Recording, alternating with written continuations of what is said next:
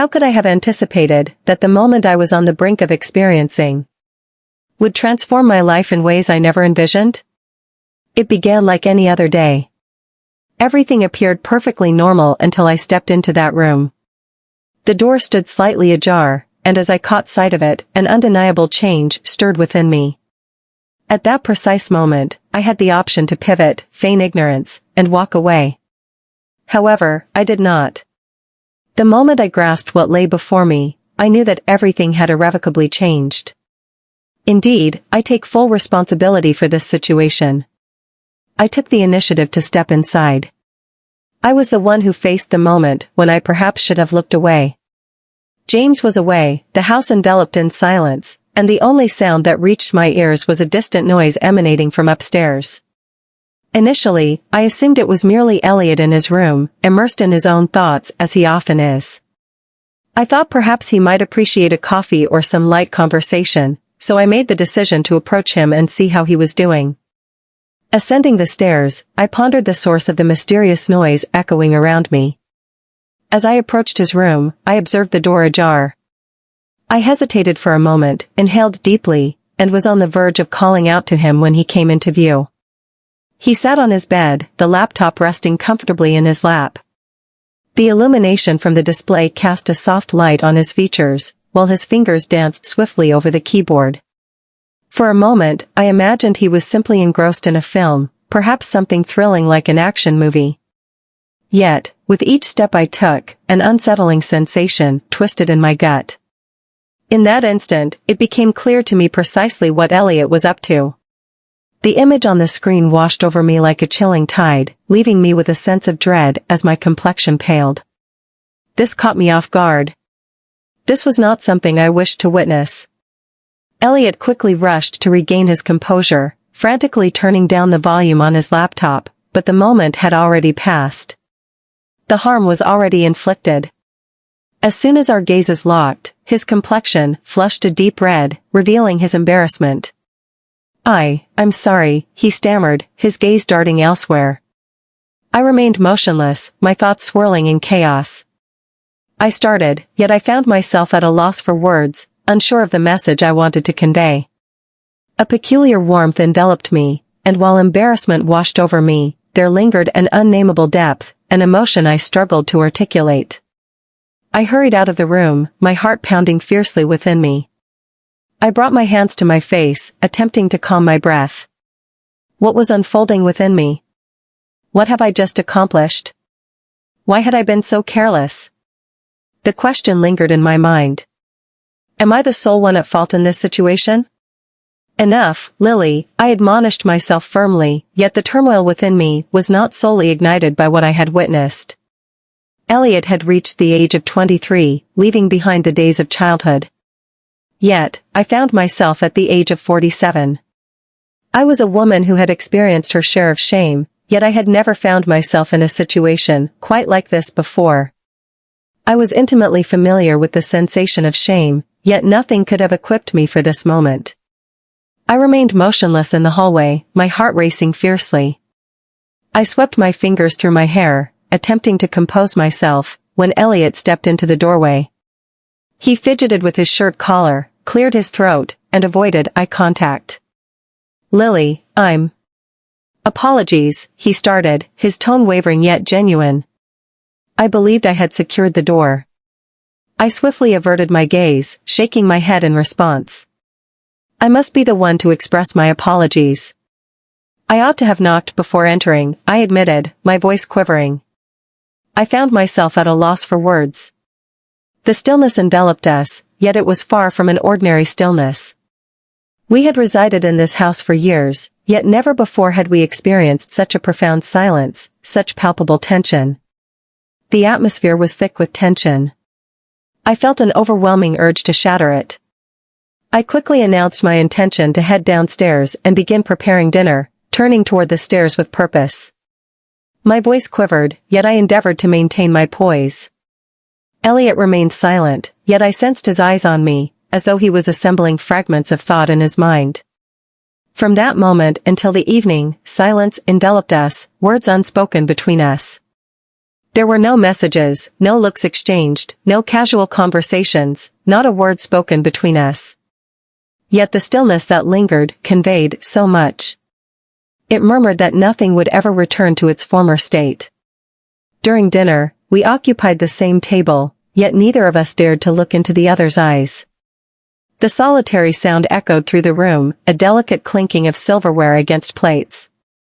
We were both aware that a conversation was necessary to alleviate the strain, yet the question lingered, where would we even start? The night slipped away, followed by the dawn of a new day, and then another after it. All appeared to be as it should, yet beneath the surface, something was amiss. The stillness intensified the unspoken strain that hung in the air between us. One afternoon, Elliot took a seat beside me. His eyes betrayed a flicker of uncertainty, yet it was evident that he yearned to mend the situation. "Lily, regarding the other day, I feel quite embarrassed. I sincerely apologize. I never envisioned it turning out this way. Please, I don't want this to ruin anything between us," he said, his voice trembling yet sincere. I inhaled deeply. Regardless of how peculiar and unforeseen this situation was, I had to ensure he felt comfortable. "Elliot, trust me, I've experienced my own share of awkward situations," I said, offering him a gentle, comforting smile. He returned the smile, a hint of relief washing over him, yet I sensed that the struggle was far from finished. The journey had merely commenced. As he released a soft chuckle and averted his eyes, he remarked, "I suppose we're even now." I furrowed my brow, perplexed. "What do you mean?" I inquired, my curiosity intensifying. For a fleeting instant, his demeanor changed, as if he suddenly understood that he had uttered something inappropriate. He massaged the nape of his neck, pausing momentarily before proceeding. He muttered, his words barely audible, "I've seen you the same way, you just didn't know it." I stood still, caught in a moment of disbelief. The impact of his words struck me with overwhelming force. "What?" I murmured, struggling to grasp the weight of his revelation, his cheeks tinged with color, yet he pressed on. I kept it to myself out of embarrassment, yet it has always lingered in my mind. It lingered in my mind, a hidden thought that refused to fade away. A peculiar warmth enveloped me, an unexplainable sensation that lingered within. His words transcended mere confession. The final barriers that separated us were broken down. Our eyes met, and he returned my gaze. In an instant, the world transformed completely. From that moment onward, the atmosphere surrounding us shifted profoundly. The invisible distance that once separated us had vanished, leaving no boundary to keep us apart. We began to spend an abundance of time together, exchanging moments that appeared trivial, yet only intensified the underlying tension. We found ourselves sitting together, watching movies, a new experience for us.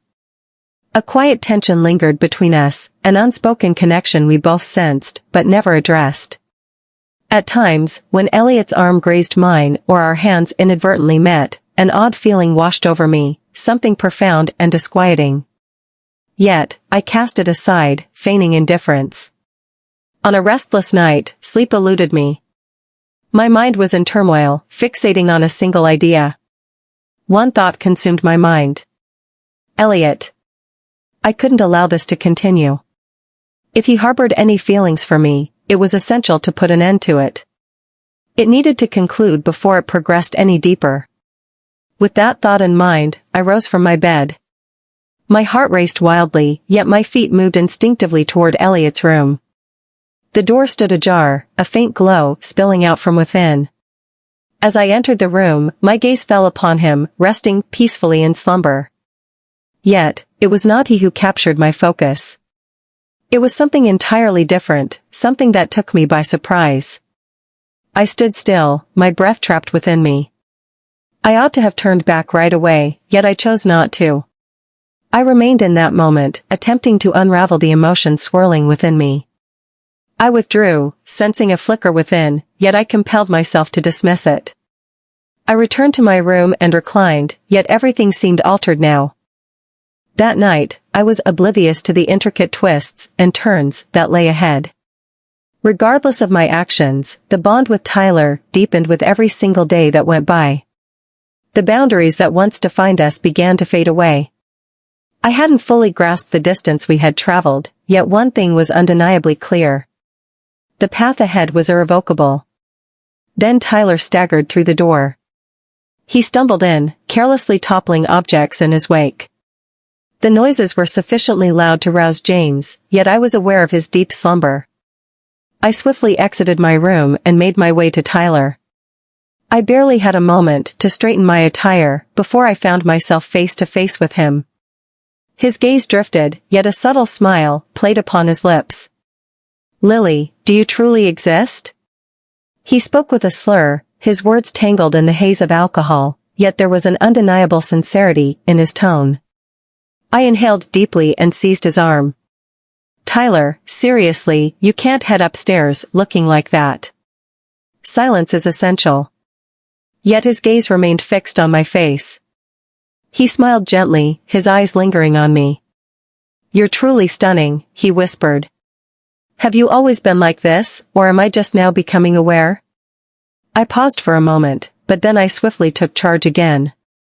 "Tyler, I've had enough," I declared. "Join me in the kitchen, I'll brew you a cup of coffee." I guided him to that place, with the hope of clearing his mind a little. Yet, Tyler's stare and the repeated phrases he uttered were slowly unraveling something deep within me as well. He lingered at the kitchen table as I brewed the coffee. In an unexpected moment, the cup slipped from his grasp, cascading its contents across the counter. "Oh, Tyler, you really must be more cautious," I murmured, hurrying to tidy it up. Yet Tyler merely grinned, his smile a touch more tipsy this round. "Have you always been this sweet?" he inquired. I swiftly completed the tidying up. We couldn't linger there any further. James was upstairs in slumber, and with Tyler in his current condition, we had to keep the noise to a minimum. "All right, we're heading upstairs, but keep it down," I cautioned, wrapping my arm around his and guiding him toward the stairs. Upon entering his room, Tyler's movements became increasingly unsteady. He recognized the need for transformation, yet felt too entrenched in his ways to initiate it alone. Initially, I considered retreating, but upon witnessing his struggle to remove his shirt, I felt a compelling urge to intervene and assist. As my fingers brushed against the buttons of his shirt, the air around us thickened with an undeniable tension. The atmosphere was dense, laden with an unarticulated weight. I was fully aware of my actions, yet there was a part of me that felt lost in the moment. Tyler hesitated while he changed, his hands dropping to his sides, and our gazes met. My breath quickened. The silence enveloped the room, and time appeared to freeze, creating a weight that made each breath feel more laborious. "I'm done with this game, Lily," he said, his voice initially gentle, but resolute. I fixed my gaze on him, unable to tear myself away, my heart pounding in my chest. What was he attempting to convey? "Are you?" he added, his voice growing richer. "We ventured past that boundary once, and it's something you can't erase from memory. You ponder it as you drift off to sleep." A chill coursed through my body, prompting me to take a hesitant step back, yet my feet seemed glued to the ground. "Tyler, this isn't right," I stated, my voice quivering. Tyler's smile was subtle, yet it carried a hint of something darker. "We moved beyond the moment of determining what's right quite some time ago, Lily. Cease the self-deception." He advanced, one step after another, until he was near enough for me to sense his breath against my skin. He lifted his hand, his fingers softly gliding along my cheek. I tried to divert my gaze, yet it remained fixed. Deep down, I recognized the truth in his words, and then his lips met mine. Every hush, every strain, all the things we had sidestepped, converged in that instant. The noise in my mind subsided, and all my uncertainties began to dissipate, for I had not fought against Tyler, and the reality was, I had never truly wished to. My hand shook, yet I remained steadfast. Upon witnessing the resolve in his gaze, I realized that concealment was no longer an option. I inhaled deeply, feeling the weight of the moment, and gently let the straps of my dress cascade down my shoulders. "You're right, Tyler," I whispered, my voice a mere breath. "It's time to stop this charade." Silently, I reclined on the bed, my head and heart racing. There was no going back now. Tyler leaned in gradually, our eyes locking for a fleeting moment before a smile spread across his face. "Do not fear," he said, his tone comforting and gentle. "All is well." I turned my gaze, a chill coursing through my body. Though I couldn't bring myself to acknowledge it, I was acutely aware of the duration of my anticipation for this moment. Yet, the words escaped nonetheless. "Tyler." Fear tinged my voice as I whispered, my breath faltering. Tyler smiled, seemingly unfazed by my fear, as though it brought him some sort of solace. Perhaps it was due to the drink, but I couldn't say for certain. He leaned in, his breath warm against my ear, and murmured, "James can't wake up." I understood precisely what he was implying. Silence was essential for us. A tremendous force churned within me, and I fought to silence my body, desperate to remain still. Tyler observed me, his gaze brimming with empathy. He murmured a comforting phrase, and I shut my eyes. My fingers clutched the fabric with intensity as my body quaked, convulsing uncontrollably. I pressed my hand against my lips to suppress any noise. Tyler, inebriated to the point where everything felt inconsequential, pressed on. The thrill, the fervor of all that is unfolding, and the sense of an impending conclusion. It was a torrent of emotions. He released his grip entirely, and the intensity within me became overwhelming.